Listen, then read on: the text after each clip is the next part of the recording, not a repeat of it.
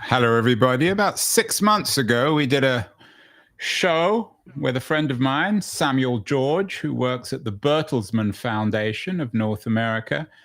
Sam produced and directed a very interesting film on the politics of clean energy, Lithium Rising. It's a very interesting movie that suggests that some of the politics associated with clean energy might be rather dirty. It dealt with the rights of land for indigenous peoples and who profits and who loses from clean energy. Today, we are going from clean energy to dirty energy, to coal and oil in West Virginia. Another movie, Running for the Mountains, also about the problematic and complex relationship between energy and politics. It's focused on West Virginia. And the movie is called Running for the Mountains. And I'm joined by two of the characters who are involved with the making of the film, Babette Hogan, who's the director, and Paul Corbin Brown, who's been turned upside down by the vagaries of our software, who lives in West Virginia and was part of the team that made the movie. Babette, tell me a little bit about the thinking behind Running for the Mountains. What are you trying to do? Film took about 10 years to produce. It cost you $200,000. It's obviously a labor of love, even if it's now being distributed on Amazon Prime. It started off as an impulse to, one, get back into our careers after having taken a break from with some child raising. And at that time, we're looking at about 2008 and 2009, there was a great deal of mischief going on in politics, and it was everything that was being marketed at the time was very green. You couldn't walk it down a supermarket aisle without it being green. And so we, Julie, my co-producer, and I thought, let's try to do something that makes sense about this moment. We are concerned about our politics. We didn't know what it was going to be. We didn't jump right to West Virginia. That became an evolution over time. Politics and energy, of course, is increasingly controversial, especially these days in Trump's America. You began the film before Donald Trump even decided to run for office. Is it mostly about local politics or national politics and energy? It's really about a system of politics that controls communities and resources in ways that the values don't necessarily consider a long-term effect on those communities. So in the case of West Virginia, it was basically carved out as a colony place to begin with from Virginia, the original state. And it was treated very differently. There weren't the same sort of intelligence in terms of governing that Virginia had seen. So it was basically a frontier full of resources. And Paul can speak really well to this, if I could have him jump in. So, Paul, I'm going to keep Babette on the main screen because I know you're having problems with your camera, but perhaps tell me a little bit about yourself, your background, your relationship to West Virginia, and how you got involved in this project. So I was born and raised here in southern West Virginia in what's frequently referred to as the coal fields of southern West Virginia. I'm the first male in the history of my family that did not mine coal. So all the men previous to me and my family were coal miners, my dad, grandpas, uncles, everybody. So I grew up with coal being an everyday part of our lives, an unquestioned part of our lives. And it wasn't until I left West Virginia that I could come back to see it more clearly. I'm going to run a short feature on the way in which coal has become an extraction energy in West Virginia. Extractive industries are like the Roman hordes. They privatize their profits, they socialize their debts, they poison the wells, then they leave it for us to deal with. Babette, Roman hordes, what's the connection? I mean, I know that's a metaphor, but is West Virginia essentially I don't know, a colonial state within corporate America or within the United States? Is that what you discovered in your research and your experience in West Virginia when it comes to energy? We wouldn't be the first to present that notion. Chris Hedges was the person who termed it as a sacrifice zone. So, and Jesse Johnson, the voice you heard in that particular clip, had traveled the world himself and was very familiar with how things could be outside of West Virginia, and saw that in fact his community that he saw, it was as beautiful as California, it could be as wealthy as California, had all the advantages, but because it was so rich in this one particular resource, coal, it was more vulnerable. It was more able to be attacked. And with the coming of the Industrial Revolution, it was just a time when all those systems were put into place. The systems of the coal towns, the system of extraction and disregard for the human aspects of living in West Virginia. Paul, perhaps we can bring you in terms of the culture, shall we say, of West Virginia. What's your experience when it comes to local politicians like Joe Manchin, I know, who features in the film? In fact, you have an interesting clip that we're going to run later. Well, I mean, let me back up just a little bit and add to what Babette was talking about, and I think that'll help answer that question.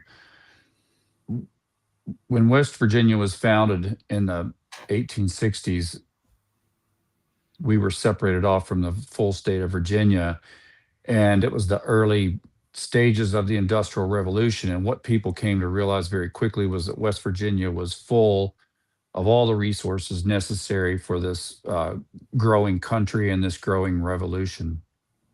That being coal to fuel everything, timber to build things with, natural gas. And the one thing, though, that wasn't here was because of the terrain, the topography here, there weren't a lot of people here. So there weren't a lot of people for the what later became known as the robber barons. They weren't going to come and dig the coal themselves. So they had to find a way to get people, enough people here to make those resources available to their markets.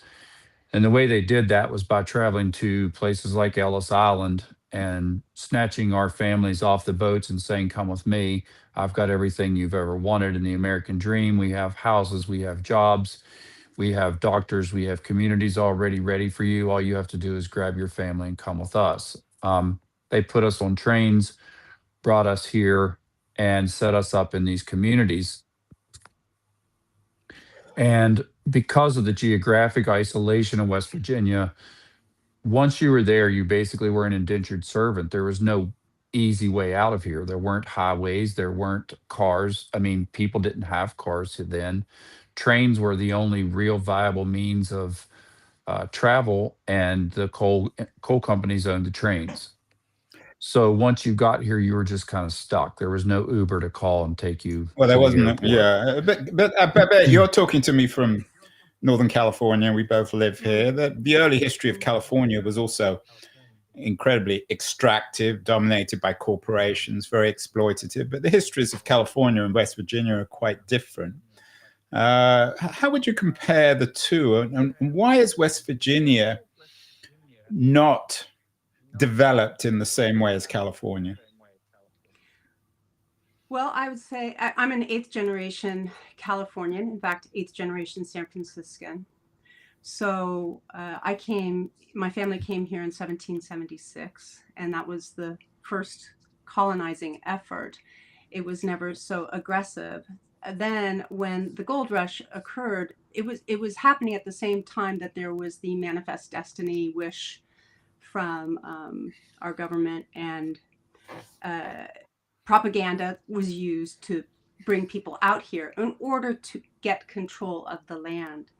So I think that in some of those respects, there is a similarity. And because I am from Northern California, I have a privilege of having grown up in a gorgeous area where many people really appreciate the environment and nature, and we use it. And why is it not developed? Well, because it came later, and because we don't have coal in our mountain, in our single mountain, Mount Tam.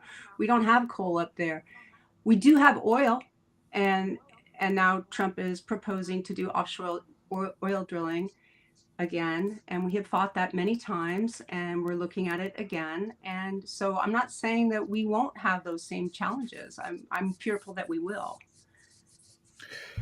The movie focuses, as I said, on the contemporary age.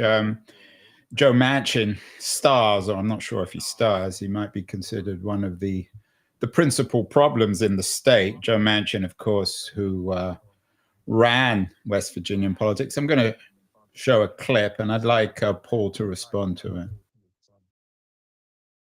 The whole world is watching, Governor Manchin, and the whole world will know exactly what you are allowing to happen in the state of West Virginia, or what you are willing to stop. Sure. What we're trying to do is find balance. You know that. I mean, it's tough to find a balance in an extraction state. Looking for those balances. We're the mountain state. Pardon me? We're the mountain state. We're not the extraction state. We're the mountain state. But we're the extraction. We have been. We've been producing energy for over 100 years. There's an interesting interaction, Paul, between an activist who claimed that West Virginia was the mountain state versus Manchin, who said, well, look, for better or worse, we're the extraction state. We've been producing energy for 100 years. Does Manchin, Paul, have a point that for better or worse, West Virginia is the extraction state? And his responsibility as an elected politician is to pursue its interests, and perhaps even the interests of coal and oil corporations, fossil fuel corporations.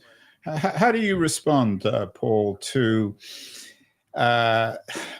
the reality, for better or worse, of economics in the 21st century when it comes to energy in West Virginia? Well, you know, there's that old saying that the victor writes the history, and West Virginia, because of the abundance of this one primary, and in those days, in the early days of our statehood, one of the most valuable resources to this country. I mean, coal was everything. It made the steel for the railroad tracks and for the skyscrapers and for the factories. It fueled the factories. It was energy production. It was everything. It was kind of, coal was the big thing before oil was the big thing. And so when you have a situation like that, and you've built a state literally on indentured servitude. I mean, these people originally in West Virginia, they didn't even get paid in American money. We got paid in this money called scrip that was only valuable at the local company store. You couldn't spend it outside of your own community. You didn't even get paid in American dollars. And so you can see why the politicians had an iron fist on this. I mean, we talk about it in the film again, that the state police, the premier law enforcement of the state, was originally created for the sole purpose of trying to squash the labor movement, the labor organization movement. So the powers that be in West Virginia have always protected coal, not the citizens. All the infrastructure that was built in West Virginia was built to remove wealth, not to build wealth for West Virginia. And so that is something that has become a historically established fact, so much so that we were for the longest time basically a mono economy. It was coal or nothing. And when you get to that point, what I call it is that West Virginia became the largest case study ever of Stockholm Syndrome. We, as a state, came to believe that our captor was our savior, and that coal was everything for us because there was nothing else, and because we could see nothing else. And it's hard to understand that in this day and age with the internet, where you can see everything all the time. You have to remember that, West Virginia had one of the last developed highway systems in the state. Our infrastructure still lags way behind the rest of the country in so many respects, particularly just that, the internet. Internet is a very difficult thing here in West Virginia unless you live in a major city. And so the state was never built for the citizens. The people who became citizens were brought here as labor, and they were brought here again as indentured servants. They weren't paid in American money. They lived in company houses. They went to company doctors. There were company preachers. Everything revolved around the corporation, the company, not around the community, not around the people. So much so that even in those days, they used the oldest tactic ever, which is divide and conquer. When they brought us here, they divided us up into communities based on our ethnicity. They put the Italians in one community, the Poles in another community, the Hungarians in another community. They separated people by their faith and their religious beliefs. And then they told us horrible tales about one another so that we would be afraid and not come together. So the whole point from the very beginning was to have a weak populace that did nothing but serve the machine. Literally, my grandpa used to tell me when he started in the coal mines, his boss said, if there's ever a problem in the coal mines, protect the mule. Because to me, as a boss, as a coal owner, the mule is more valuable than a man. I can go to New York and get another man, Paul, but mules some are people might be expensive. listening to this and saying, well, it sounds pretty awful, but people could have left. I mean, we're not living in the Soviet Union. You had every right to get up and say, I don't want to have anything to do with this. Go to a neighboring state, try your luck somewhere else. Yeah, good luck with that. Okay, let me remind you. The only real form of transportation in those days, people didn't have cars here, not the common folk. The only way of transportation was the trains. Those were owned by the coal companies. You didn't do anything unless the coal boss said it was okay. If you wanted to leave, you had to get your family and whatever you could carry on your back, and you had to walk. And you had to walk in places where there weren't even roads yet, because the only way in and out was the railroad. It wasn't just, there was no Uber, there were no taxis, there wasn't a neighbor to call with a Are you SUV. suggesting, Paul, that, I mean, we've done shows on the Great Migration of former slaves from the South to Chicago to the North. Are you suggesting that the people of West Virginia were even less free than the ex-slaves? They couldn't even choose to leave the state? I don't think it's fair to compare anything to the horrific atrocities of the slave trade in this country. I will say, though, that the people who lived here had very, very, very limited options. Babette, what's your experience in terms as a Californian? I know you've spent 10 years on this movie, so you've spent a considerable amount of time in West Virginia. What's your experience of California as a Californian of visiting West Virginia? Did you in some ways think you were going to another country, another state, another civilization? I need to preface this by saying I didn't have any preconceptions about West Virginia at all. Some people might have already thought, oh, hillbilly, I didn't even have that going into it.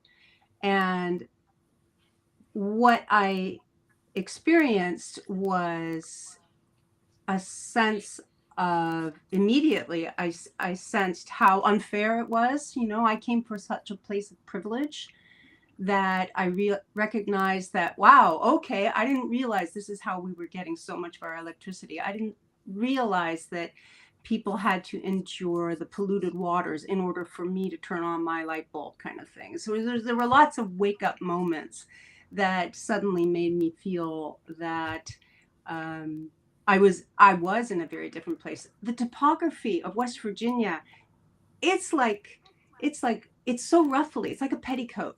It's hard to get in and out of anywhere. And I think driving there really made that point to me, because it would take me an hour to get, 10 miles in a car because of how because of the topography.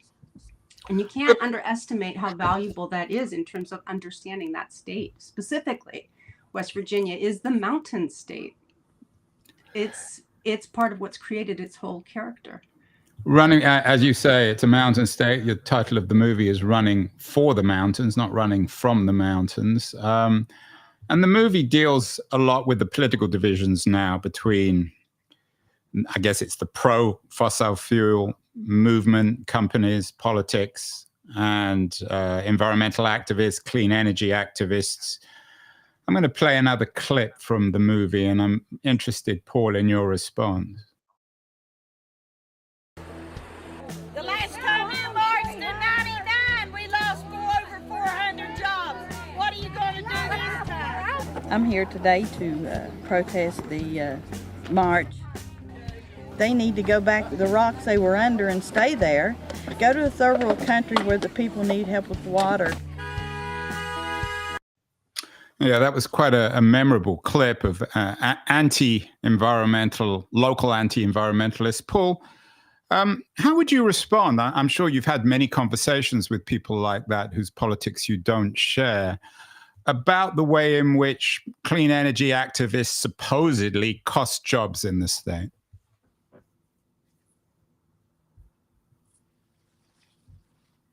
Paul?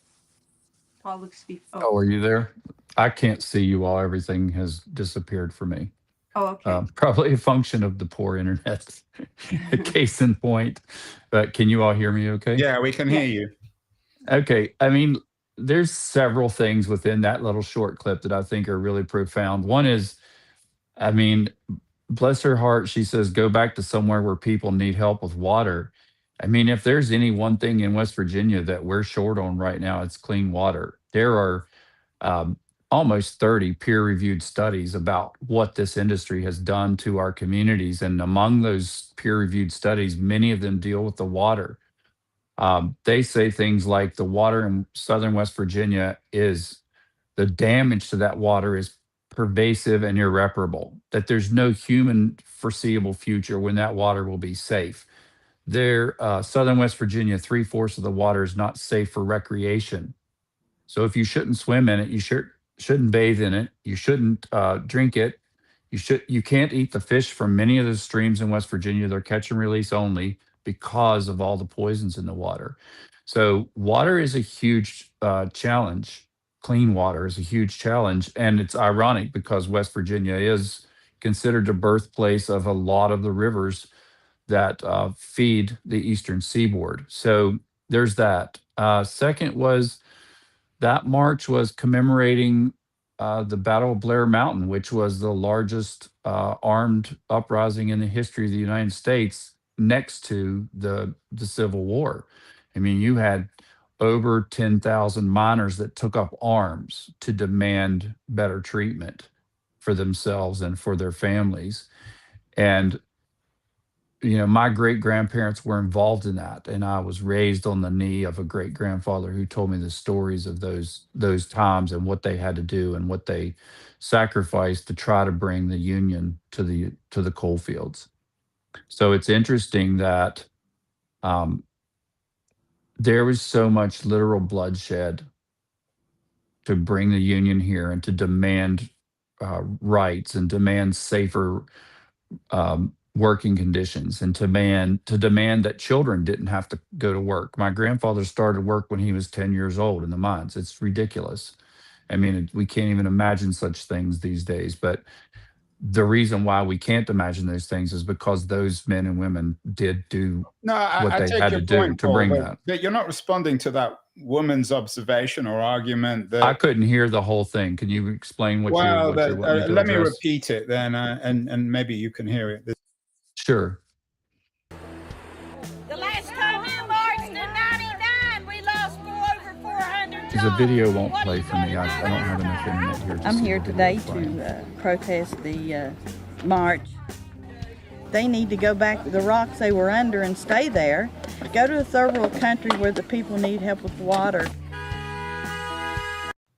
So it's a very tricky dilemma. I mean, one can understand the arguments on both sides, Paul. On the one hand, of course, as you've made it clear, there's a great deal of exploitation and injustice in the state. But as the two people interviewed in your movie suggest, some of this activism is costing jobs. That's, of course, Manchin's point.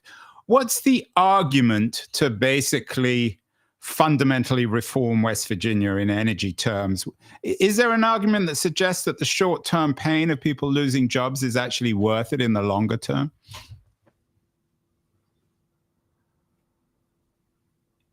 I'm not sure Paul can hear you.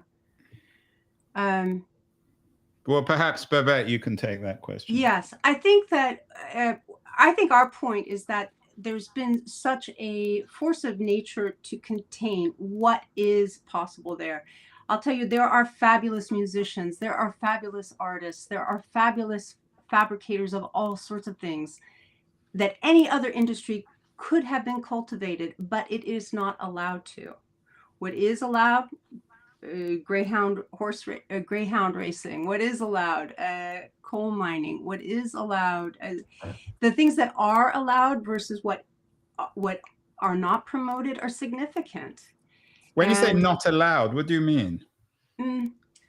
I would say it's philosophical and sort of how we're trained. In California, I was brought up to believe in all these promises of America.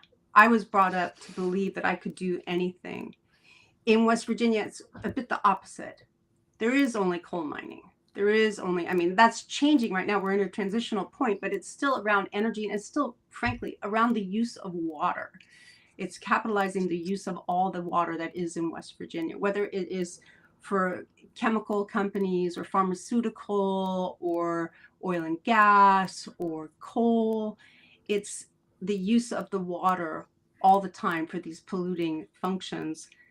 And there's no regulation. There's less and less regulation. The politicians have fought consistently to reduce regulations.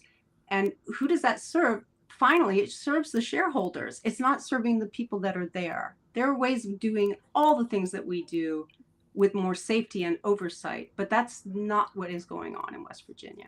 Paul, I hope you can hear this this clip from somebody who is arguing in West Virginia about rethinking patriotism.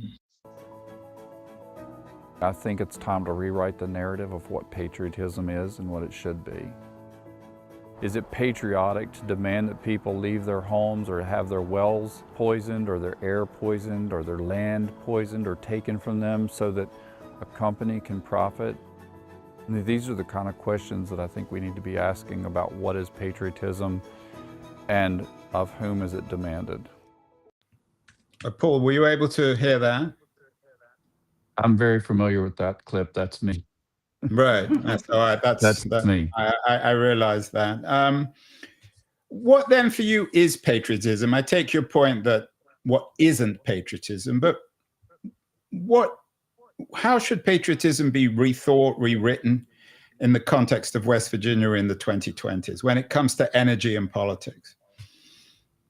Patriotism needs to be written to the point that what we're doing here is for the common good, that what we're doing here is benefiting the people, that what we're doing here is benefiting the communities, that it's not just benefiting the shareholders or the 1%. When you have West Virginia, that's one of the wealthiest states in terms of natural resources, but is consistently last in all the things that indicate quality of life, and West Virginia's running neck and neck for the poorest state in the entire country, it just doesn't make sense to me. And it doesn't make sense that a nation demands the impoverishment of a state in exchange for cheap, quote, cheap energy for the rest of the country. That, to me, that's not patriotic. That's abusive. It's abusive to force one segment of the population to suffer in poverty, to suffer in poor infrastructure, to suffer in all the lowest outcomes of everything so that the rest of the country can prosper and thrive. That's not patriotic to me. So what are you calling for you personally, and perhaps in the movie? I know you didn't direct the movie, but what kinds of reforms? Should the energy industry be nationalized? Should it be eliminated? Should we close all the coal mines in West Virginia and replace them with wind farms or with solar farms? What concretely are you calling for? Personally, we need to get away from fossil fuels as fast as possible. I'm firmly in the camp of people that believes in climate change and believes that the fossil fuels are not just contributing to it, but they're the reason for it.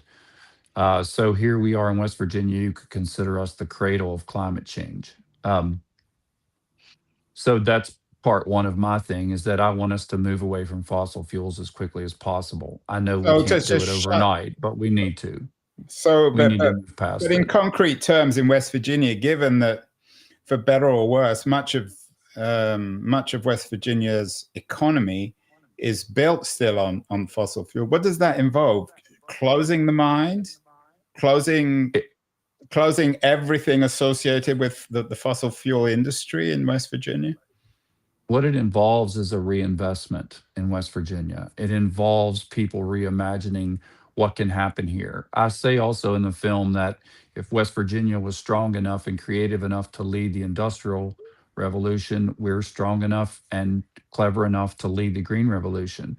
There's no reason, other than politics, there's no reason why solar panels and windmills aren't built in West Virginia. There's no reason why the politicians in West Virginia can't go out and fight for those kind of jobs here in West Virginia. They can. They could go out. Our leaders, so-called leaders, can go out and say, we want to be part of the cutting edge of the new generation of energy. And they could go to those companies, approach them. They could give tax breaks to windmill companies rather than coal companies and say, come here to West Virginia, put jobs here. The other thing that you have to understand is that because of automation, because of things like mountaintop removal, 90% of the coal jobs have left this state, but they're still mining more coal than ever because it's automated. So coal is not a net producer of wealth or quality of life for us. And so we need politicians that have just a half an ounce of imagination that can see something beyond the past. We should be able to honor our past without reliving it. We should be able to say, wow, I'm proud of my dad who was a coal miner. I'm proud of my grandpa who was a coal miner. They risked their lives every day to see to it that we were fed and clothed and housed. However, that's not the future I want for my children. This type of system is not what I want. I personally have visited factories where solar panels are made, and I could tell you, you could pretty much eat off the floor in that place. I mean, it was so clean.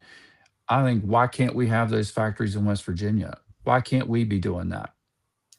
There's no good answer. Yeah, and I don't think anyone would necessarily disagree. But in today's world, for better or worse, Donald Trump has derailed coal country's clean energy revival. He didn't even send anyone to COP 30, and Gavin Newsom had to show up as a kind of informal representative of America. What is the movie calling for? Is it suggesting that America needs to rethink itself, perhaps to mimic the Chinese policy when it comes to clean energy? What's the politics of the movie in broader terms? On a personal level, I do think that some parts of our resources should be commonly held, and I do think it should be state owned. So utilities is one of those things, and the fabrication of energy is one thing, but also the conversation about conserving is another element that was chased out after when Ronald Reagan came in and threw away the solar panels on top of the White House, and we no longer talked about conservation. It's about readdressing our American values. We are capable of rising to the occasion for massive change when we are so directed. We saw it during World War II and the Victory Gardens and the accumulation of extra pots and pans in order to build the ships. Like we have that spirit, we have that capacity. And I guess our movie, what we hope for is that people will begin to see that there is another thing worth fighting for. And if I may, I'm going to interject an idea that when I first told a friend of mine who was an environmentalist about what I was seeing going on in West Virginia, he said, wow, we should be sending in the National Guard there. This sounds like really bad. I'm like, yes, it is. People are suffering. The health results are terrible. And what the movie is addressing is that we see all of that stuff being exported to the rest of the United States. Like, this has been for more than 150 years, this is the system in place in West Virginia. What Trump is now putting in place is what we've been seeing in West Virginia for all those years. And so while we can't provide a necessarily happy peace, we're not trying to be Pollyannish about this. We think there's a big fight. We think we're in the middle of the fight of how do we do this safely for the greatest number of people, for the greatest good, and for the longest term. I'm worried about my grandchildren. I don't have any yet, but I'm worried about them. And I think our movie is trying to reach into a future by looking at the present dangers. Final question. I know you've been quite influenced by Stuart Brand, who's been on this show, by his Long Now Foundation. How is that concretely relevant, do you think, to West Virginia in your view? Stuart Brand is a neighbor of yours. I know you're in San Rafael. I don't know if he still lives on a boat in the North Bay, but he used to. You may even know him. I don't happen to know where he lives, but he lives in a houseboat in Sausalito, down the coast from you in San Rafael. Which is such a cute area. Everybody should get to live in such a beautiful place. Sorry, I lost your question. On the Long Now, I know you've been influenced by Stuart's. It's not just his organization, but he's Correct. One of the founders and founding thinkers in trying to think in the long term. He has the Long Now Foundation, which is quite prominent and visible in San Francisco. I think I've always personally felt like we owe it to the next generation to help them bridge and raise their life quality. And over the years, I became aware of the 7 generations thinking, classically in the Native American kind of theology, if that's the right philosophy, if that's the right way to say it. And I did want to impart that in the film, that we're looking to future generations. So the Long Now, if we can think about not just our immediate needs, if we can slow down our consumption enough, which I think would be possible, we can pace ourselves and get ourselves into a place where we can move into greener energies. Finally, Paul, I know that some of the people involved in the making of the film have been quite influenced by the thinking and culture of Native American peoples like the Iroquois. What's your take on the future? Should Americans look back to the past rather than worrying about Silicon Valley or AI? Do they need to return to perhaps indigenous American values? I don't know that that's the I don't know that we have to limit ourselves to those two choices. I don't think it's a matter of we can live with dirty energy or we can move to the supercomputer AI future. I think there's a lot of, there's an entire alphabet of options for us. And I think that really what it involves is a social will that then drives a political will. There's sort of a chicken and egg thing, but that social will has to be with the understanding that we don't own this world. We're borrowing it from our children. I'm not the first person to say that or to think that, but I really believe that to be the truth. We owe it to the next generation to leave them in a better way. And the crazy thing about it is that's what we all talk about. We want to make sure that our children have it better than we did. Well, having it better than we did is not just about having more money in the bank and more cars and more houses. Having it better than we did means they have less dangerous jobs. It means they have cleaner energy. They have cleaner water. They have more options for education and for healthcare. There's no reason that in this, the Trump administration loves to brag about the United States being the wealthiest country ever. Okay, show it. Do something with it. Do something righteous with all that wealth. What is righteous? It means that the citizens of this country can have health care. Not all this stupid fight over this healthcare thing. There doesn't need to be this. There are countries all over the world that have beautiful healthcare systems that is a human right. We should be able to do the same. Clean water should be a human right. And healthcare. being able to address those issues. And further than that, not having to suffer in your health to begin with because a corporation profited. I don't have a problem with people amassing wealth. I do have a problem with people getting wealthy by abusing and subjugating entire parts of the population.